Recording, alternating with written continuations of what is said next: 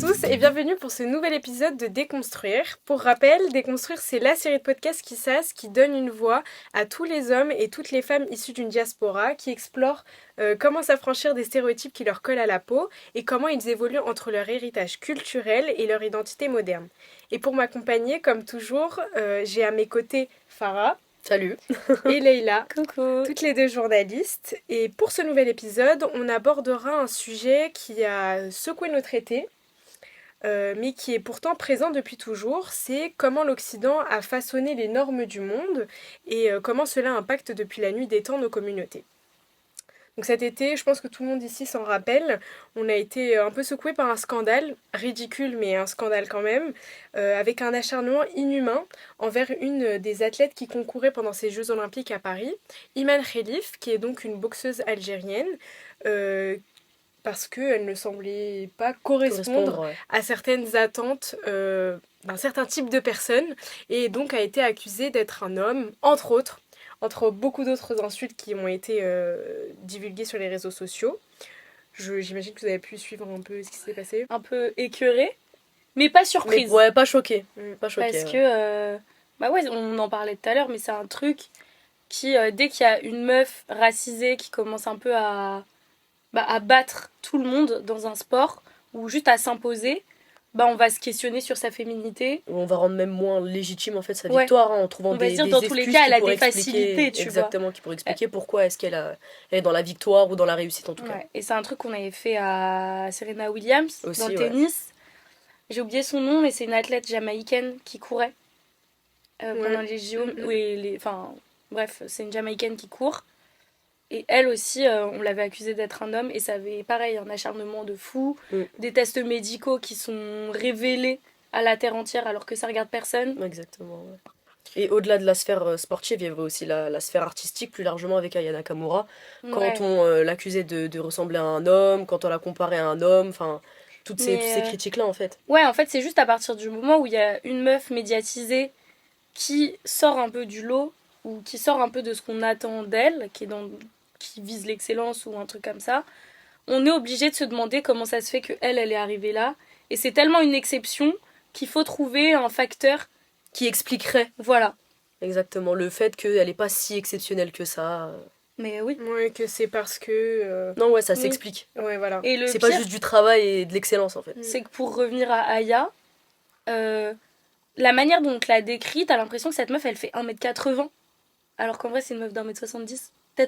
Allez, peut-être, je crois qu'elle fait 1m75, je sais plus exactement. Mais des meufs d'1m75, il y en a partout. Il y en a plein. Les mannequins, on leur dit rien, tu vois. Non, mais ça se demandait, est-ce que vous sortez dans la rue là? Est-ce que ça vous arrive de croiser des femmes, de côtoyer des femmes et de savoir que une femme ne correspond pas à un type de critères, genre 1m50 plus ou moins fine? Non, il y a des visages qui sont différents, il y a des corps qui sont différents, il y a même des morphologies qui sont différentes. Enfin, on est tous différents en fait. Ouais. Et dans ce cas-là, elle a été dite comme une personne hyper androgène. Donc en gros, c'est une surproduction d'hormones masculines. En sachant que c'est normal de produire des hormones masculines. On produit tout un tas d'hormones et après, à des taux différents, on en produit certaines. Et que dans ces cas-là, en cas de production de surproduction de ce genre d'hormones-là, t'as des trucs comme, peut-être physiquement qui vont se faire ressentir. Comme par exemple, ça peut être de l'hyperpilosité. Beaucoup de choses comme ça, tu vois, peut-être un surdéveloppement des épaules, comme pour les nageuses par exemple, des choses comme ça physiques qui sont qu'on peut voir, mais qui veulent pas dire non plus que c'est quelqu'un qui n'est pas né femme et reconnu comme ça femme. Remet aucunement en question. En plus de ça, demain on se met à faire de la muscu, on peut développer nos épaules et nos trapèzes de fou, tu vois. Ouais, carrément. Donc c'est une meuf, elle se lève le matin, elle fait du sport. Donc tu m'étonnes que ça se voit sur son corps. Surtout que dans le monde du sport, c'est très... de toute façon, il y a depuis très très longtemps ce discours de s'assurer qu'une athlète féminine, parce que les hommes, on n'en parle jamais, qu'une athlète féminine est bien une femme pour pouvoir concourir, sinon il y a des inégalités. Et en plus, il y a un tas de tests qui sont faits et qui sont publiés, ou en tout cas médiatisés, oui, ou accessibles au grand public. Et justement, le cas de l'hyperandrogénie qui a été vécu par Iman Khelif, ça date que d'il n'y a pas très longtemps, c'est que depuis l'année 2011, où j'avais lu que c'était à ce moment-là où on disait qu'une athlète qui était hyper androgène, elle pouvait concourir Ok. que si elle n'avait pas un taux plus élevé que les hommes. Donc même si t'es reconnue femme, quand même Ouais. tu peux ne pas concourir parce une que dinguerie. physiquement il y a ton corps, donc tu ne peux pas T'es contrôler. pas responsable. Voilà, ne te permet pas Ouais. de concourir, quoi. Mais c'est une dinguerie de Dingue. devoir prouver que t'es une femme à une institution. Et puis surtout, même si on sort du cadre du sport, tout ça c'est des choses qu'on vit dans la vie, hein. Enfin, je veux dire, En fait, ça se calque sur oui, toutes les dimensions. il faut juste un petit peu regarder. Enfin, je veux dire, une brune, tu vois qu'elle est plus poilue qu'une blonde, tu vois, Oui. ou tu vois que quelqu'un, par exemple, une fille noire, elle va peut-être avoir une pilosité plus importante. Et des fois, ça arrive les filles qui ont de la moustache, qui ont un peu de duvet, tu Après, vois. c'est vraiment Enfin, et ça, une condition humaine. Enfin, voilà, tu vois. Mais je veux dire, il y en a qui en ont un peu plus. Mais c'est la vie, tu vois. Vraiment, c'est physiologiquement ton corps qui produit peut-être un taux d'hormones un peu plus haut que la moyenne. Et encore une fois, il faut qu'on revoie le terme de moyenne parce que cette moyenne-là, elle est. Elle est ajustable à mort, elle est- elle change en fonction des zones du monde. Ouais, elle- voilà. Exactement, exactement. Mais après, c'est comme aussi tous les stéréotypes qu'on peut avoir sur, je sais pas moi, une Turque elle est super poilue, une Portugaise Voilà, elle est super exactement. poilue. Ouais. Y a quoi d'autre? Mais il y a plein de choses physiques quand tu regardes les stéréotypes. On dit oui, voilà, les Turcs elles sont poilues, les Turques et les Portugaises elles sont poilues, Ouais. les Renois elles ont un gros nez. Oui. Enfin, mais même au Grosses niveau lèvres, des hommes. gros nez. Oui, voilà. Même au niveau des hommes, on dit les Maghrébins ils sont super fins, Ouais. pour la plupart, ou super fins ou super gros. Mais tu vois, c'est des stéréotypes physiques parce qu'il y a une personne ou deux ou trois qui vont représenter Oui. 12 peuples ça. différents.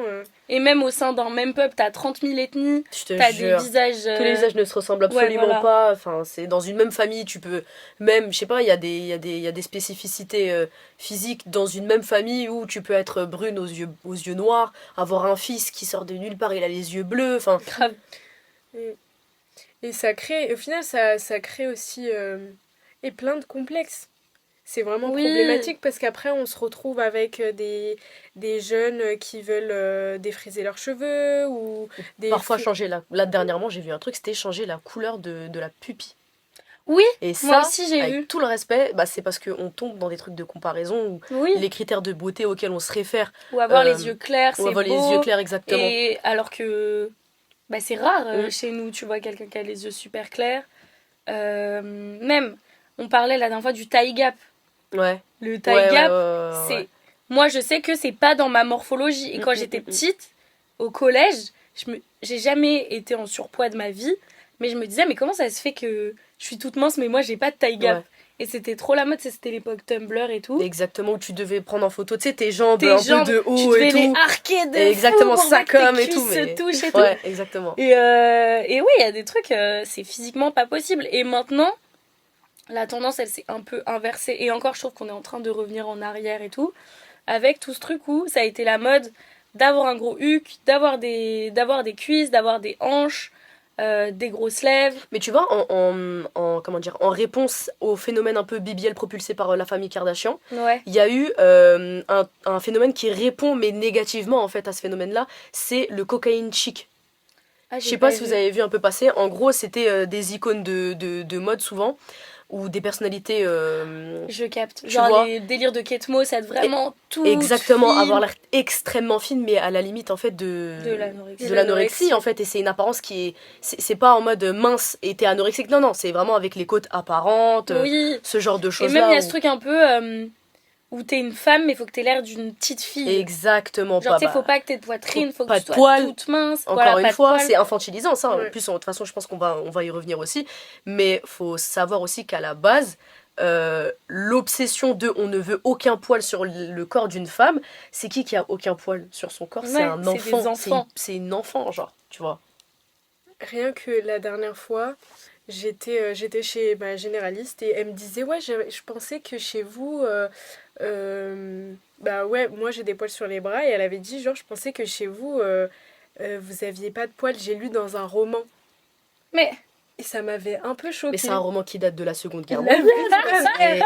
La vie de ma mère, j'étais un peu choquée, tu vois, et je sais, elle a Les regardé Arabes mes pour les bras, nuls, ça y en mode. est, ouais, ça va, ça va, madame, ça va. Qui le trempe, Mais je me rappelle, elle a regardé, elle me fait, mais je pensais que chez vous, je sais pas, c'était tout le temps avant le mariage, il fallait...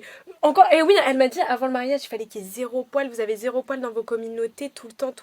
J'ai lu ça dans un roman. Je pense qu'elle a extrapolé la cire orientale. Je pense qu'elle a pris le fait qu'on s'épile à la cire orientale pour dire ah les poils eux c'est KO. Ouais, elle Parle pas de Ils poils. ont inventé la cire. Parle pas poil. Les maths et la cire parlent pas poil. La vérité.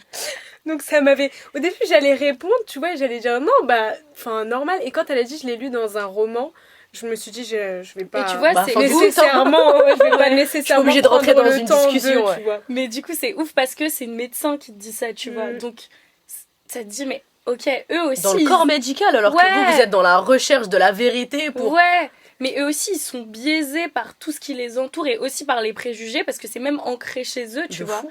Et puis, ça permet aussi de revenir aussi, là on aborde le thème des médecins, mais oui, Ouais. donc ça permet, c'est aussi ce que j'ai dit au début, quand il y a une moyenne qui a été établie, des valeurs usuelles qui ont été données, en gros, quand tu fais tes tests médicaux, etc., tu es censé te comparer à une certaine valeur usuelle, et bon, déjà moi je les connais par cœur, sans vouloir vous offenser. Big brain. Mais du coup, quand je les ai appris, t'apprends pas simplement bêtement, tu te renseignes quand même.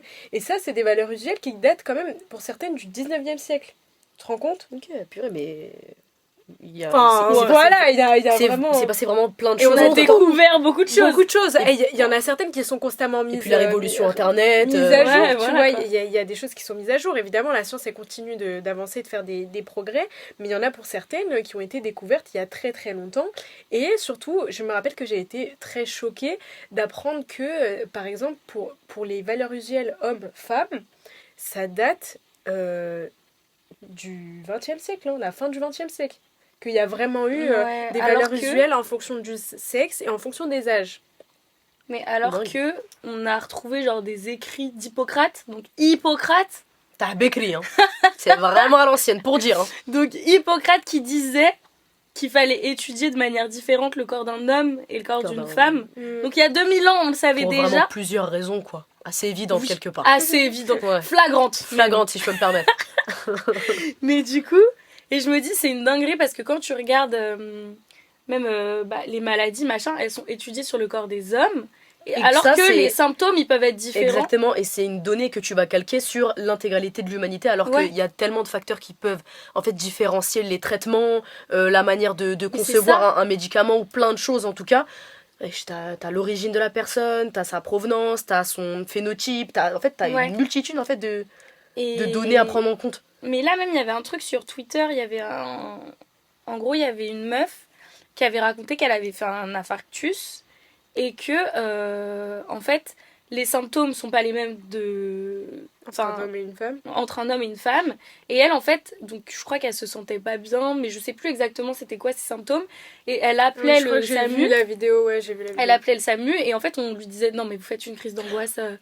Je suis tombée dessus, Non, mais mais ouais. la manière dont on veut toujours dédramatiser la douleur des personnes racisées, Ouais, mais même. c'est une catastrophe. T'imagines racisé plus femme. Plus Genre femme, là, ouais, c'est cette une femme-là, double- c'est une blanche, tu Ouais, vois. double peine, ok. Donc ça veut dire qu'elle, on n'a pas su l'écouter. Mm. Mais déjà, avec tout le syndrome méditerranéen, Ouais. on parle souvent. Donc, syndrome méditerranéen, plus t'ajoutes le fait que tu sois une femme et que du coup, on va un peu se dire...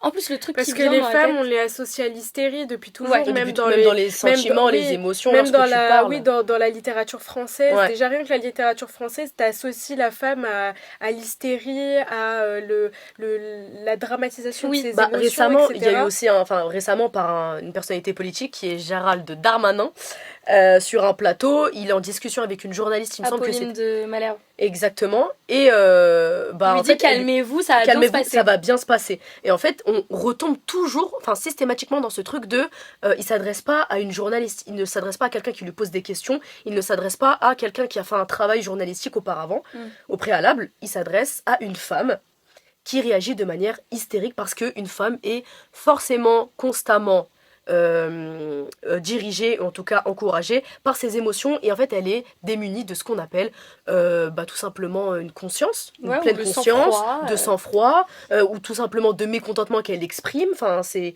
systématiquement le fait de revenir à hystérie menée par ses émotions. Non mais une femme, ça réfléchit pas par le cerveau, ça réfléchit par les émotions. Mais surtout, le pire, c'est que c'est lui qui a perdu son sang-froid. Exactement, à et ce qui s'est moment-là. permis une familiarité Et qui est monstrueuse. Genre. Ouais, voilà, en fait, il a été déstabilisé. Et Et il il a s'est dit, voulu mais en gros, moi, je vais déstabiliser. faire croire que c'est elle qui a un problème, Ouais. alors que c'est toi qui sais pas répondre à ces questions, tu vois. Tout simplement. Et aussi, là, on parlait de syndrome méditerranéen, mais ce serait vraiment cool de le définir. Ouais. Pour que les personnes qui Juste nous écoutent... aussi pour revenir d'abord, juste après, je pense qu'on pourra passer sur cette partie-là. Aussi par rapport aux valeurs usuelles, là on a dit que ça différencie entre hommes et femmes, mais il faut savoir aussi que toutes les recherches qui ont permis de définir ces valeurs usuelles, c'est genre la France, l'Allemagne, les États-Unis. Ah oui, Ok. Donc tu vois, 0,1% et on de revient la surface de la exactement, Terre. et on revient aussi à, tu vois, Iman Khelif, elle a été dite comme quelqu'un qui est hyper androgène, mais par rapport aux résultats de qui? Ouais. Tu vois, par rapport aux valeurs usuelles de qui? Parce que si, par exemple, on va dire juste dans le nord de l'Afrique, toute la population, les femmes nord-africaines, sont hyper androgènes aux yeux de l'Occident, est-ce que finalement elles sont pas juste normales Ouais. quand tu vas calques, sur le spectre c'est le fait d'être ethnocentré, voilà, encore une fois. tu vois? Mais oui, et donc comme tu l'as cité, le syndrome méditerranéen. En fait, le syndrome méditerranéen, c'est genre un peu une idée reçue, un sorte de fantasme qu'ont les soignants qui pensent que les personnes de population immigrée abuseraient sur leurs symptômes ou sur la jauge qu'ils ont de la douleur De la qu'ils douleur, ouais. ressentent. Et d'ailleurs, je m'étais intéressée à ça parce que je sais que ça se fait aussi en pharmacie, par exemple. Mais c'est un truc... Déjà, c'est lié à l'immigration du travail. Ok. Parce que en gros, quand ils sont venus et qu'ils ont foutu full up de gens qui étaient immigrés travailler dans les bâtiments, Ouais, ils avaient besoin etc. de main. Bah voilà, donc t'as écorché la santé de certaines personnes. Et puis la manière dont vous les avez aussi logés, Voilà. notamment à Marseille. Et ça a pu aussi augmenter, tu vois, le taux, par exemple, d'arrêt de travail. Le mauvais rétablissement, voilà, toutes ces choses-là. exactement. Et du coup, on a fait un raccourci en disant que du coup ces personnes-là c'était juste un peu de l'exagération et que c'était pas forcément réellement un sentiment c'était pas vraiment une douleur qui nécessitait vraiment un arrêt de travail, Oui, tu vois, autant Et même vu voilà. que c'est des populations aussi qui s'expriment différemment, dans le sens où... si t'as pas les mêmes éléments de langage que moi, ce que tu me dis ne m'intéresse pas. Et on est aussi plus expressif, on parle avec les mains. Et comment tu veux exprimer, lorsque tu parles pas la même langue de la personne en face de toi, comment est-ce que tu veux exprimer ta douleur autrement que par des gestes ou en étant... Justement, j'ai lu le premier livre de Nesrine Slaoui, Illégitime, et dedans elle raconte un peu sa vie de famille, tu vois, et elle raconte à un moment qu'il y avait son père qui avait été brûlé, il me semble, à l'œil, enfin quelque chose avec son œil, et comme c'était la période Covid, c'est toujours sa mère qui avait plus de facilité à parler français, son père il y arrivait pas trop, et il y avait toujours sa mère qui accompagnait donc son père à tous les rendez-vous médicaux qu'il pouvait avoir, et sauf que là c'était en période Covid, donc elle pouvait pas rentrer avec lui, et en gros en rentrant de l'hôpital il a juste expliqué que finalement il pouvait tellement pas expliquer, et qu'en face il y avait tellement une infirmière qui était impatiente et qui souhaitait un manque d'effort aussi, qui ne souhaitait plus perdre son temps, si je peux dire ça comme ça, à l'écouter, qu'au final il n'a pas été soigné et qu'il avait dû attendre le prochain rendez-vous, etc. Oui, et voilà, et ça s'aggrave. Mais il y a des gens qui meurent surtout à cause de ça. On avait le scandale de la fille qui a appelé le SAMU parce qu'elle avait mal au ventre et qui est morte chez elle. J'ai oublié son nom, est-ce que c'était pas Noémie? Ouais, je crois qu'il y avait aussi l'extrait qui était ressorti, et là vraiment avec l'appel, l'urgentiste était c'était un peu choquant quand même. Hein. Et dédaigneux, non mais elle était en mode dans tous les cas là je peux pas vous comprendre, je vais raccrocher. Tu sais, ça la menaçait, alors que la meuf elle a tellement mal qu'elle arrive pas à te parler. Et donc ça rentre dans le ça rentre dans le syndrome méditerranéen, d'une prise en charge qui, sans vouloir directement rentrer, tu vois, une notion de racisme ou autre, mais C'est Mais c'est une conscientisé. construction, c'est Tu aussi vois, une construction dans ouais, laquelle t'évolues. c'est juste, en fait, c'est faire face à finalement des gens, certes personnels soignants, qui sont censés avoir une certaine empathie, une compassion pour pouvoir prendre en charge des patients, mais aussi accepter le fait que ça reste des êtres humains. Et donc il y a une faille, et finalement il y a aussi les convictions personnelles qui rentrent en jeu dans la prise en charge, ce qui est très grave, tu vois, parce que encore, je ne pense pas avoir de souvenir d'une affaire vraiment dingue où il y a vraiment eu tellement un racisme que la personne est décédée, par exemple, ou... Enfin, bon, à part celle-ci, je veux dire. Oui, non, mais Mais après, c'est vraiment des où- choses qu'on peut observer dans la continuité. Il y a une étude qui est sortie aux États-Unis sur le mot m'échappe. Mais en gros, la quantité de péridurale qu'on donnait aux femmes qui accouchent. Et en gros, tu te rends compte que les femmes blanches, elles reçoivent beaucoup plus de péridurale qu'une femme noire parce qu'on part du principe où elle sera plus forte et où génétiquement en fait elle a plus les armes pour supporter un accouchement, enfin la douleur d'un C'est le corps accouchement. médical qui a décidé à la place Ouais, de la voilà. personne qu'elle sera plus forte que ça. Et c'est juste ça, c'est parti d'un stéréotype Mm. où on considère que les femmes noires sont fortes et en gros elles peuvent tout vaincre. En plus de ça, déjà que quand t'es une femme, on considère que vu que tu survis à tes règles tous les mois et que t'es capable d'accoucher, tu peux survivre à n'importe quelle douleur.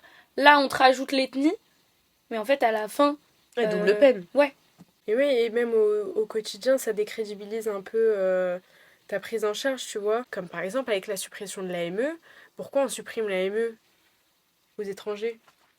En sachant déjà financièrement Tu que ça fais ça représente rien. En mode, tu me demandes à moi. Non, mais parce que Déjà- je pense qu'on est unanime pour dire que c'est incompréhensible et que Voilà. ça expose la population entière à un risque parce qu'il faut d'abord Ouais. penser au bien commun, genre. Déjà, parce que aussi, voilà, déjà ça peut créer d'énormes problèmes en termes de santé, de prolifération de Exactement. maladies. Mais aussi, enfin, je veux dire, pourquoi les étrangers? Il y a aussi des gens qui raclent la CSS, enfin l'ancienne ex-CMU. Il y en a Oui. plein qui raclent, tu vois. Donc pourquoi, sous prétexte que eux ils sont français, ils ont le droit? Ouais. Genre, tu vois, genre c'est Mais, pas, c'est pas correct, hein? Bah, c'est Ouais, pas correct. mais comme il y a plein de après, choses qui sont pas correctes. il y a plein de Je choses veux qui dire, sont pas correctes. voilà. Enfin bref, non mais en vrai, il y a plein de choses qui se passent en santé aussi qui sont reliées à un phénomène enfin, ouais, culturel, tu vois, un peu lié à l'immigration, etc. Comme par exemple, quand vous partez au bled, vous avez jamais pris full up de Doliprane avec vous? Full up de boîte? En fait, il y a une contrebande qui se fait en termes de kilos de médicaments qui partent de la France jusqu'à là-bas. Même, enfin, je veux dire, il y a des cotons-tiges au Maghreb quand même. Il y a du ketchup quand même. Enfin, je veux dire, Ma mère, elle ramène du café. ma mère, elle ramène des raviolis. Enfin, je veux dire, tu vas souffrir du manque de raviolis pendant 2 mois là. Non, mais Sincèrement. c'est ça rentre, ça c'est un truc qui C'est trop matrix drôle. C'est trop drôle. nos parents Ouais. et je pense qu'il se transmet quand même chez nous, tu vois, parce que on nous pousse à croire, encore une fois, c'est, tu vois, c'est comment on est perçu un peu dans nos soins qui va influencer ça. Moi, les gens qui partent au bled, je sais qui c'est. Je sais qui c'est. Tu sais, quand Quand ils prennent ils des viennent- boîtes de Quand d'Afghan ils viennent codéinés. devant moi et qui me disent ouais, est-ce que je peux prendre 10 boîtes de Doliprane? Je suis en mode, bah, prends 10 boîtes de Doliprane, dans tous les cas tu vas les acheter, tu vois, mais je sais qu'ils vont les emmener avec eux, que c'est Mais pour ça les prend emmener, ça, tu vois. ça prend du spasson, ça prend Mm. de l'imodium. Parce que total. ça les... Pour eux, c'est... Il y a un truc, un mythe. J'ai pas encore toutes les pièces du puzzle pour Mais savoir est-ce est-ce que c'est vrai si ou là, pas. là où tu vas, est-ce que c'est la médecine occidentale est beaucoup plus efficace que la médecine africaine? C'est là où tu veux. Pas beaucoup plus Où efficace. tu penses J'ai de- une partie de la réponse Est-ce à qu'on cette question. teste des trucs sur l'Afrique? Déjà, dans un premier Et temps... je rajoute une autre pierre à l'édifice. Est-ce que on foutrait pas des médicaments moins efficaces qu'on enverrait là-bas? Je vais vous Ouais. répondre. Merci. Je On vais teste vous répondre. l'effet placebo sur... Question Non, existentielle. déjà, par rapport au Doliprane, déjà parce que dans l'imaginaire commun, il y a un truc de ouais, c'est placebo. Par exemple, en Algérie, non, le Doliprane, c'est un placebo, il agit pas. Parce qu'il est de moins bonne qualité, il est moins bien fabriqué, etc. Je suis pas rentrée dans le détail de la fabrication, Ouais. mais moi, dans ma tête, ça fonctionne. Tu vois, déjà, de base, le Doliprane, tu le prends tellement pour tout et n'importe Ouais. quoi que finalement, quand t'as mal quelque part, c'est pas vraiment ça pourquoi t'as mal, donc pourquoi tu le prends, Ouais. tu vois. Et donc, déjà, il y a ça. Il y a le truc de, oui, les médicaments, ils seraient moins bien fabriqués. Donc déjà, il y a une idée comme quoi en Afrique, il y aurait tu vois, des médicaments de mauvaise qualité, un accompagnement, enfin oui, tu vois, une dispensation qui serait de mauvaise qualité, donc un mauvais soin de nos peuples. Ok, ouais. Et tout ça, en fait, on dirait là, on parle... quoi. Mais tu sais, ça, c'est un truc qui rentre comme une affiche que j'ai vue passer en venant ici, où il y avait marqué Philippines, 12 ans, violée par un migrant. Ah oui, je Oui. l'ai vu. Vous êtes passé devant peut-être Oui, aussi oui, en venant. Bah pour le coup, quand on sait que la majorité des violences sexistes et sexuelles sont intrafamiliales et même présentes sur le pays en lui-même, genre la délimitation nationale. Que dire? Non, mais pour revenir. Comme dirait NASA, que dire? Comme dirait Oplay, que dire? C'est aussi les femmes qui délaissent le plus les soins. Il y a déjà, à cause d'un manque de moyens dans les foyers, il y a déjà des soins qui passent à la trappe parce que Oui. les personnes ne souhaitent pas, n'ont pas les moyens Et donc pour, t'es plus n'ont pas... vulnérable Voilà. à certaines Et donc en bactéries, plus, etc. vouloir retirer des aides, diminuer des aides, et là, en l'occurrence, l'AME, c'est pour les personnes qui n'ont pas une situation régulière, alors que tu es dans un pays où l'hépatite A ou l'hépatite B ou n'importe quoi, pour n'importe quelle maladie peut ressurgir justement parce que tu fais pas attention. En fait, c'est juste le bien commun. Oui. C'est juste Voilà. penser au bien commun. Et surtout quand tu fais des comparaisons en termes de budget, enfin je veux dire, bon, faut arrêter. Faut arrêter, excusez-moi, il y a des choses qui sont prises en charge, il y en a d'autres qui ne le sont pas, je comprends pas trop. En fait, il y a des questions de vie et de mort. Mhm. Et justement, je voulais rebondir sur justement ça. Est-ce que toi qui as plus de connaissances sur le sujet, comme tu es en études de pharmacie, Si, exactement. Non, pharmacie. bientôt docteur. Hein. Et, bon, Inch'Allah. Est-ce que on peut remettre en question l'efficacité des médicaments qui sont envoyés en Afrique? C'est monnaie courante d'envoyer des trucs Moins Même des défectueux, tests, tu vois. défectueux et des choses qui sont... Voilà, c'est... J'ai pas envie de dire, c'est vas-y, la dernière boîte qui s'est bloquée dans le robot, on l'envoie, mais tu vois, genre oui, quand il y a... Ça arrive que quand il y a des problèmes sur des séries, ça soit envoyé quand même en Afrique. Hein. Mais même, il y a tout le truc des tests Mm. qui sont faits en Afrique aussi, des tests de labos pharmaceutiques et tout, et où on se dit que c'est des populations qui se plaindront moins, et surtout, s'il leur arrive quelque chose, dans tous les cas, ça sera invisibilisé, donc il n'y aura pas d'énormes scandales Mm. comme il pourrait y avoir ici, tu vois. Et avec ça s'accompagne le fait de déjà on vous donne, déjà on vous envoie des médicaments, n'en demandez Oui. pas Et trop. vu que vous êtes dans le besoin, déjà vous pouvez pas dire non. Vous êtes dans le besoin. Et on le fait pas gratuit parce qu'il y a une compensation financière où on vous aide, on aide une infrastructure à se développer, machin. Et ouais, en fait, c'est un peu. On les infantilise. C'est peut-être on vous a fait du mal, mais vous avez un cadeau. Tu sais que t'as cité un terme qui moi me fait grave penser au sketch de Mustapha El Atrassi. En fait, c'est en administration, mais en fait, je pense que ça fait écho aussi à tout le corps médical, en tout cas les infrastructures médicales type tests, enfin laboratoires, hôpitaux, etc. C'est un moment où Mustapha El Atrassi imite un immigré algérien qui s'appelle Monsieur Marzouki. Et en gros, c'est l'administration qui parle à Monsieur Marzouki en mode bon, vous venez ici, Monsieur Marzouki. Et Monsieur Marzouki, oui, d'accord, oui. Tu vois, genre, ce truc d'infantilisation, Ouais. mais en fait, c'est constant dans les infrastructures. Elle a refait là. Non, mais oui, mais parce que vraiment, c'est un sketch qui m'a grave marqué Ouais. parce que c'est vrai. Et oui, et justement... Le truc de mal parler, tu sais, de vite s'impatienter devant un patient qui parle pas. Mais il faut que je vous raconte quelqu'un qui une parle pas anecdote français ou quoi. carrément. En gros, moi, l'ophtalmo que je vais voir, c'est dans une PMI. Ouais. Et donc, t'as beaucoup de... Comment tu fais pour encore avoir des rendez-vous dans les PMI? Je sais pas, les ophtalmos, c'est dans son cabinet, dans une Hassoul, PMI. Hassoul, vas-y, dis-nous. Et en gros, dans la PMI, t'as aussi beaucoup de gens qui viennent, c'est des gens dans le besoin aussi. T'as beaucoup d'immigrés, de gens qui parlent pas français et tout. Et les secrétaires médicales, faut savoir que c'est des chiennes. Oula. Je suis désolée des termes. Les mots sont forts, les mots sont forts. Non, je vais pas le donner. Mais c'est des chiennes. Dans le sens où je les ai vues s'exprimer et me parler à moi, donc jeune meuf qui a grandi en France, qui parle très bien français, et elles savent que c'est ta langue maternelle en fait. Voilà. Et je pense qu'elles savent aussi... Enfin, je pense qu'elles se disent, elle est jeune, elle a peut-être fait des études, elle pourrait me répondre. Je lui parlais à égal, tiens. Voilà. Et il y a ce truc de la meuf qui était devant moi. C'était genre une très jeune mère qui parlait pas bien français, qui était avec son bébé.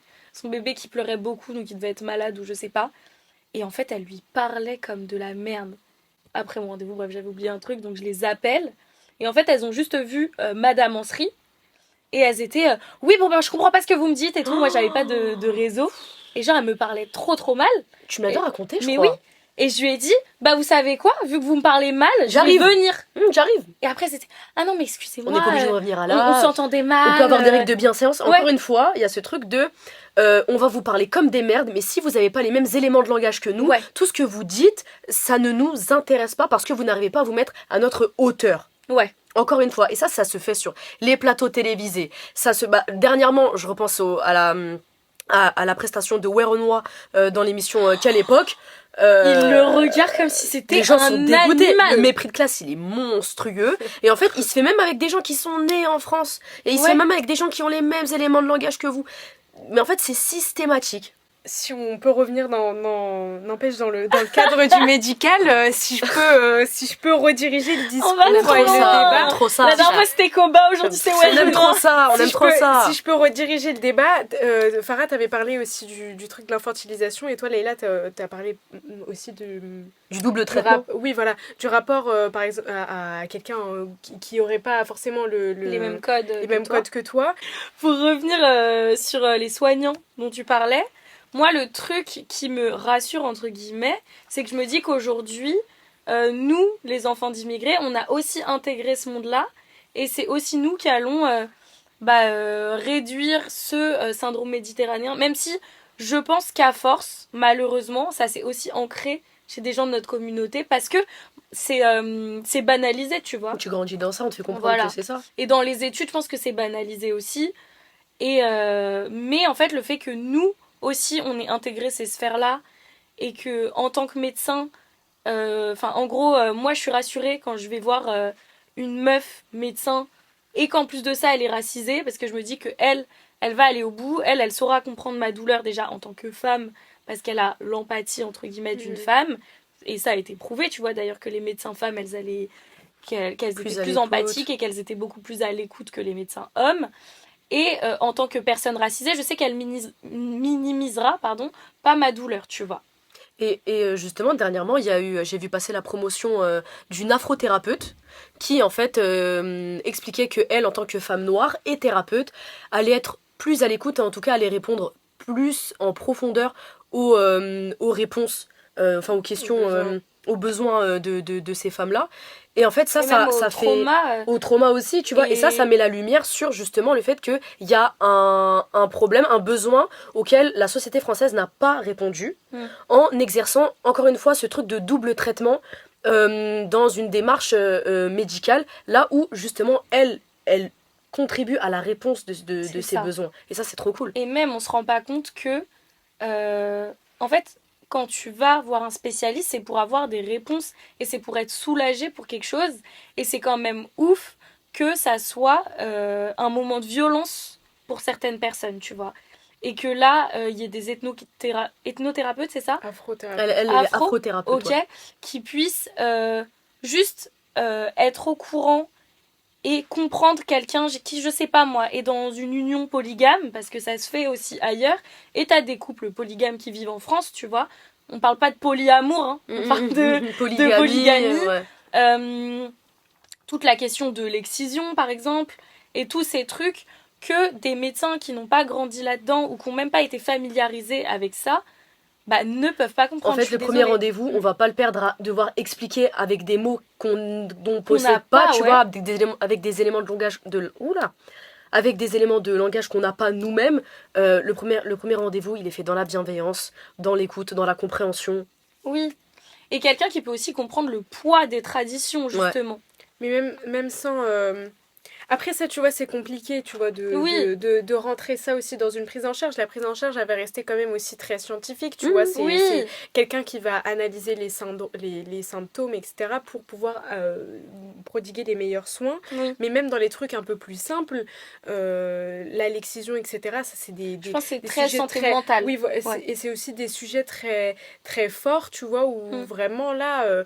il y a très certainement des spécialistes, tu vois, qui pourraient Oui. aider à la question et oui, voilà. Et d'un point de vue santé mentale, dont on parlera, je pense, dans un autre Ouais. épisode, pourront aider et répondre sur ces sujets-là. Mais même dans les trucs les plus simples, comme par exemple, je vous en avais parlé tout à l'heure, mais récemment, il y a eu l'ancienne candidate de télé-réalité, Coralie Porovecchio, qui s'était plainte de la pédiatre de son fils, qui avait sous-entendu une maltraitance sur ses enfants. Son fils qui est métis. Oui, sur son fils qui est métis, parce qu'il avait une tache bleue dans le bas du dos, qui est en fait tout simplement Monnaie une courante. tache, ouais, voilà, une tache ethnique, la tache mongoloïde. Il y a 80% des personnes d'origine africaine qui l'ont, et d'origine hispanique et portugaise aussi.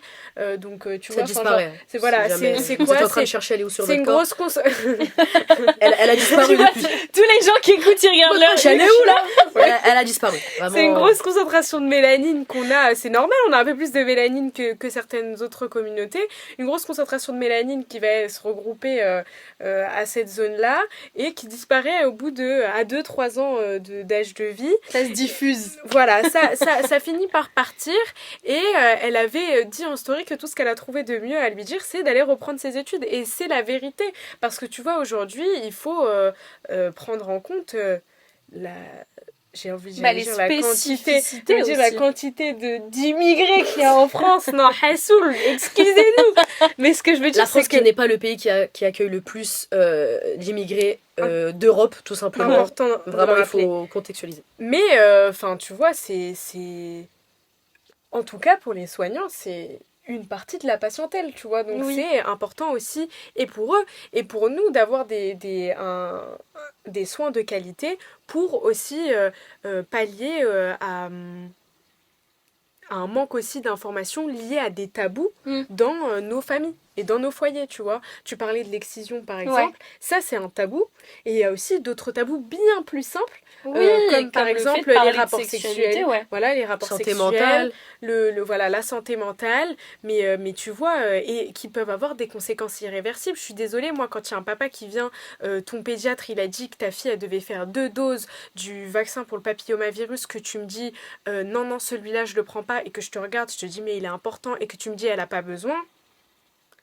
Je veux bien qu'on parte au-delà, sans Oui, mais c'est une mainmise encore une fois. sans c'est une rentrer mainmise. même dans une Là, on parle de réflexion santé, religieuse, ouais. etc., sans même porter un jugement ou une quelconque réflexion sur la En fait, question. il n'y a pas de. C'est juste, Exactement. voilà, c'est juste réduire les risques au maximum, parce que même si tu veux m'expliquer par A plus B, Y, Z que ta fille, elle aura un commet seul pas de. Ouais. compagnon, qui te dit que son compagnon En aura face. eu une seule personne, tu vois, et qui te dit qu'elle ne va pas se retrouver avec un cancer parce que tout simplement on n'a pas voulu lui faire un vaccin parce que hashekoum, tu vois. Non, mais ça c'est un vrai problème. Ça, c'est un vrai problème, encore une fois. Mais dans On tous rentre les même cas- pas dans la considération, tu sais, de considérer qu'une femme qui fait tel ou tel traitement a forcément une vie sexuelle. C'est comme la pilule. Faut savoir que la pilule, moi, pendant mon adolescence, j'ai déjà entendu des discours où des filles disaient « Ah non, moi, je prends pas ça, sinon ça veut dire que j'ai des relations sexuelles. » Vraiment, vraiment. c'est pour vous Pilule dire. qui est un des principaux traitements pour l'endométriose, tu vois. En Ouais, plus, ouais. En plus. Endométriose qui touche beaucoup aussi la population africaine.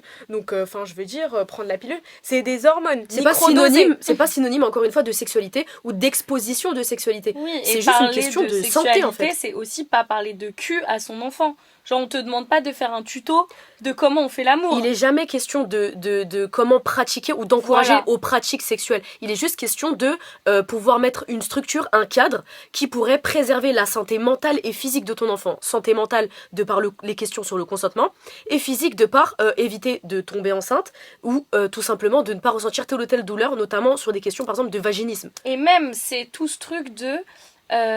c'est important aussi d'avoir une safe place pour ton enfant. Tu sais pas qui il va rencontrer dans sa vie, tu sais pas comment il va faire les choses, De et ouf. qu'il ait au moins une personne de confiance et un adulte de référence à qui le dire. Il y a énormément de filles de mon âge qui ont vécu des trucs à l'adolescence ou qui ont des traumas liés au sexe, Et qui leurs n'ont familles ne jamais savent pu rien. voilà, en parler à leur famille, à leurs frères ou à leurs sœurs ou à leurs parents, parce qu'il y a tout ce tabou de oh là là, mais si je leur raconte, ils vont savoir que j'ai une vie Ils vont me sexuelle juger. et ils vont plus me voir de la même manière, et du coup je suis plus une victime, mais je Quelqu'un l'ai qui a aussi provoqué un peut-être peu. un peu cherché. Et ça déjà pour elle-même c'est atroce, mais aussi faut se rendre compte de la dégradation du lien que ça a avec les membres de ta famille, tu vois. Et ça, mais ça, encore une fois, ça existe. C'est pas simplement dans nos communautés. Hein, ça, c'est des choses qui existent. Oui, J'en Tu peux connais. calquer sur Oui, voilà. beaucoup de J'en personnes en connais fait des qui sont même filles, pas juste africaines. des Françaises de souche, si je puis dire, et qui ne voulaient pas parler de leur début de sexualité à leurs parents parce que ça se fait pas, et qui se retrouvaient, par exemple, à prendre plusieurs pilules du lendemain parce qu'elles étaient sexuellement actives, et qu'elles ne voulaient pas parce que, par exemple, t'as 16 ans, tu dois quand même être accompagné d'un adulte dans un rendez-vous médical, qui ne voulaient pas aller voir une gynéco pour avoir une contraception adaptée à leur profil, et qui se retrouvaient à prendre plusieurs pilules du lendemain, tu vois. Ce qui à la Certes, longue est extrêmement néfaste, mais. non, ça c'est un préjugé, dans le sens où non, ça rend pas stérile une pilule. Encore une fois, c'est simplement des hormones. C'est des hormones comme on peut retrouver dans les pilules contraceptives qu'on prend un peu tous les jours. C'est juste que c'est une dose plus importante. Et juste là, le problème, c'est le décalage que ça va entraîner par rapport au cycle des règles, etc. Oui. Tu vois, mais au final, on dit que c'est néfaste dans le sens où, voilà, bon, vous le prenez une fois, et puis après, on essaye de chercher un moyen un peu Mais plus même simple juste pour de le se stress protéger, que ça tu vois. provoque, Oui, voilà. tu vois. Genre toute l'insécurité que ça provoque De vie tout de autour. suite, parce que tu me dis si je me trompe, c'est sur plusieurs heures, enfin c'est. C'est 3 Au jours, fur et à non mesure des heures, il y a de moins en moins D'efficacité. Ouais, c'est ça. Ok, ouais. Et ouais, et ce qu'on disait aussi par rapport au tabou de la sexualité, c'est moi je pense aux plus jeunes, parce que c'est à ce moment-là qu'on se pose beaucoup de questions. Et le problème en fait, c'est aussi que les questions, on va essayer d'y répondre. Et aujourd'hui, en fait, tu te poses une question, tu vas sur internet, tu vas sur les réseaux sociaux, et c'est pas les bonnes écoutes, et c'est pas forcément les bonnes personnes qui peuvent te répondre. Après, il y en a, hein. Oui, Il y a des contenus très intéressants qui sont éducatifs, etc. voilà, et mais qui la expliquent majorité. très bien les choses. C'est ça, mais t'as quand même ce truc de curiosité où parfois tes réponses, tu vas les chercher, c'est triste, dans la pornographie. Ouais. Et en fait, ça véhicule un tas de pratiques qui sont assez néfastes pour la construction sexuelle, notamment féminine, aussi masculine, parce qu'on impose une certaine pression, etc. Bref, plus largement, c'est des grosses problématiques qui découlent en tout cas de la pornographie. Et je pense qu'encore une fois, ça rentre dans un sujet très très large. Si on devait vraiment se poser sur toutes les inégalités, tous les scandales qu'il y a pu avoir sur nos communautés, dans le domaine de la santé, dans le domaine de notre prise en charge, je pense qu'on y resterait encore des heures et des heures. Mais encore une fois, c'est très très important aussi de saluer tous les membres de nos communautés qui œuvrent aussi tous les jours pour aussi prendre la place qu'on mérite dans la santé et dans tous les autres domaines, évidemment. Les places qui nous reviennent de droit, pour aussi avoir, nous, à notre tour, je l'espère bientôt, une prise en charge suffisante Ouais, et safe en fait pour voilà, tout le monde. adaptée à nous, qui nous permettent aussi aussi à notre échelle, déconstruire un peu, voilà, tous les tabous et tous les manquements qu'on peut subir. Voilà, donc encore une fois, c'est un sujet très long, et il y a aussi toute la partie santé mentale qu'on n'a pas forcément abordée et qu'on abordera dans un épisode spécialement santé mentale.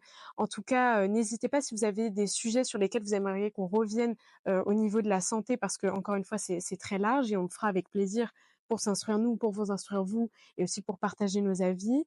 Et puis, on espère que cet épisode, en tout cas, vous aura plu, et on se retrouve très vite sur Kissas.